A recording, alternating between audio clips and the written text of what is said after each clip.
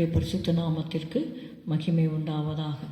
இயேசுவே உம்மை ஸ்தோத்தரிக்கிறோம் அப்பா. நல்லவரே ஸ்தோத்திரம் அப்பா. கர்த்தர் நல்லவர், அவர் கிருபை என்றும் உள்ளது. கர்த்தர் நல்லவர், அவர் கிருபை என்றும் உள்ளது. கர்த்தர் நல்லவர், அவர் கிருபை என்றும் உள்ளது. எங்களுடைய ஆவி ஆத்மா சரீரத்தை ஆண்டவரே படைக்கிறோம் அப்பா. உம்முடைய ரத்தத்தால் எங்களை கழுவும், எங்களை பரிசுத்தப்படுத்தும்.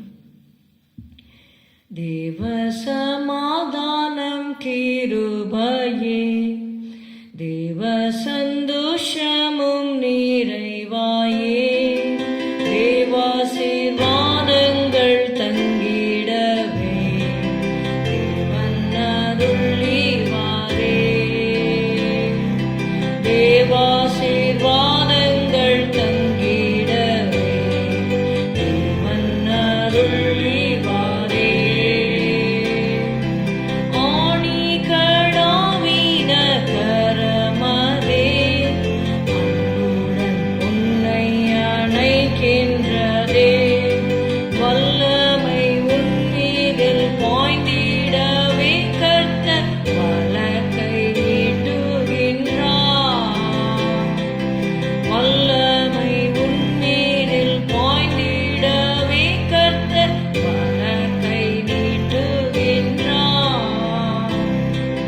தேவ சித்தம் என்றும் செய்திடுவார். தேவகுமாரன் உன்னோடிருப்பார். தேவ சித்தம் என்றும் செய்திடுவார். தேவகுமாரன் உன்னோடிருப்பார். உன்மேல் தம் கண் வைத்து ஆலோசனை தந்து உன்னை நடத்திடுவார். உன்மேல் தன் கண் வைத்து ஆலோசனை தந்து உன்னை நடத்திடுவார்.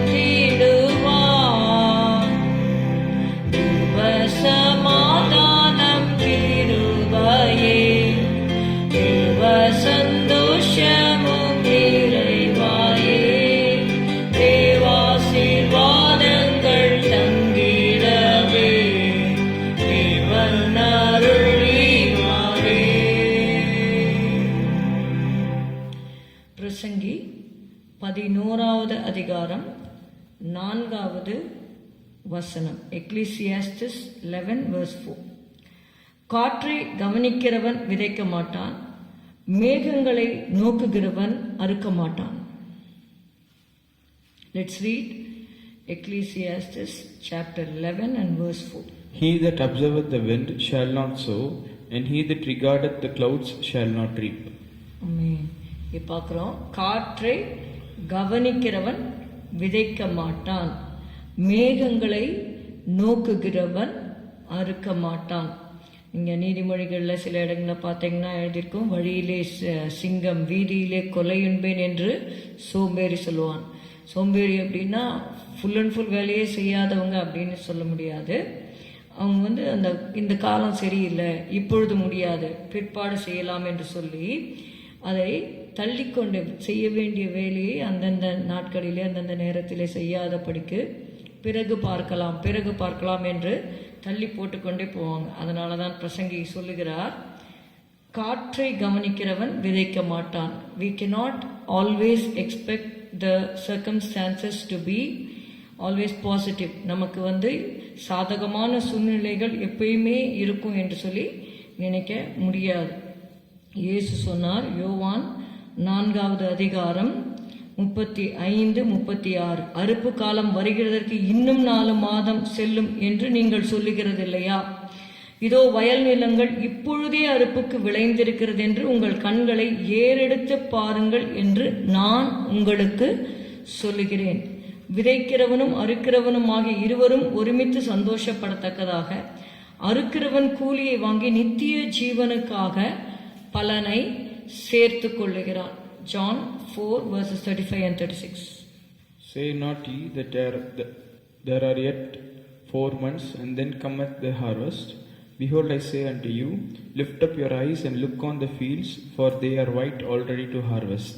And he that reapeth receiveth wages, and gathereth fruit unto eternal life, that both he that soweth and he that reapeth may rejoice together. ஆமென். இங்கே பார்க்கிறோம், நித்திய ஜீவனுக்காக பலனை சேர்த்து கொள்ளுகிறான் என்று சொல்லி பார்க்கிறப்போ நம்மளால விதைக்காமல் அறுக்க முடியாது. அதனால தான் கவனிக்கிறவன் விதைக்க மாட்டான், மேகங்களை நோக்கிறவன் அறுக்க மாட்டான். நம்ம விதைக்க வேண்டிய அந்த காலத்தில் விதைக்க வேண்டும். அறுவடையை கர்த்தர் ஏற்ற நேரத்திலே தருவார். அதனால முதலாவது வசனத்தில் பார்க்குறோம், 11:1, 11வது அதிகாரம் 1வது வசனத்தில், உன் ஆகாரத்தை தண்ணீர்கள் மேல் போடு, அநேக நாட்களுக்கு பின்பு அதன் பலனை காண்பாய். நாம சத்தியத்தை சொல்லிக்கொண்டே இருக்க வேண்டும். கர்த்தர் ஏற்ற வேளையிலே அறுக்கும்படி செய்வார். சங்கீதம் 126 கூட நம்ம வாசிக்கிறோம், 5:6, கண்ணீரோடு விதைக்கிறவர்கள் கம்பீரத்தோடே அறுப்பார்கள், அள்ளித்தூவும் விதையை சுமக்கிறவன் அழுது கொண்டு போகிறான், ஆனாலும் தன் அறுத்த அரிகளை சுமந்து கொண்டு கம்பீரத்தோடே திரும்பி வருவான். He that soweth in tears shall reap in joy, surely he will come rejoicing. நிச்சயமாகவே நம்ம விதைப்பு என்று ஒன்று இருந்தால் நிச்சயமாக அறுப்பு ஒன்று தேவன் வைத்திருக்கிறார். இந்த உலகத்தில் வேணா அவங்க விதைக்கிறாங்க, ஒரு புயல் வருது, அந்த வயல் நிலங்கள் சேதமாகிறது என்று சொல்லி அந்த ஃபார்மர்ஸ்லாம் ஸ்ட்ரைக் பண்ணுறது, இதெல்லாம் நம்ம கேள்விப்படுகிறோம். ஆனால் தேவனுடைய ராஜ்யத்தில் அப்படி கிடையாது. தேவன் நீதியுள்ள தேவனாக இருக்கிறார். தேவனுடைய ராஜ்யத்தில் நம்ம எதை செய்தாலுமே அதற்கு தேவ சித்தத்தின்படி செய்வோமானால் நிச்சயமாகவே நாம் பலனை அறுப்போம். ஜெபிக்கலாம். ஸ்தோத்திரம் ஆண்டவரே, உம்மை துதிக்கிறோம் அப்பா. ஹல்லேலூயா. ஸ்தோத்திரம் ஸ்தோத்திரம் ஸ்தோத்திரம் அப்பா.